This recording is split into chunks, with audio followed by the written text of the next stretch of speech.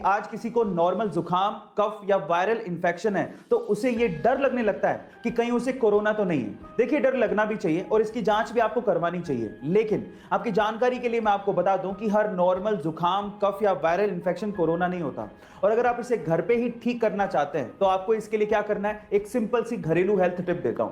आपको बनानी है चाय, और वो भी दालचीनी और अदरक को यूज करते हुए अच्छे से उकाल के। अगर आप हर दिन एक प्याला चाय पीते हैं तो आपके शरीर की इम्यूनिटी भी बढ़ेगी, और अगर आपको नॉर्मल जुकाम है तो वो भी ठीक हो जाएगा, और नॉर्मल वायरल इंफेक्शन है तो वो भी ठीक हो जाएगा, और कफ भी दूर हो जाएगा। गाइस, ऐसी अमेजिंग हेल्थ टिप्स के लिए यूट्यूब पे हमारे चैनल को सब्सक्राइब कर लीजिए, और अगर आप इंस्टाग्राम पे देख रहे हैं तो मुझे फॉलो करना मत भूलिएगा। मिलता है अगली वीडियो में।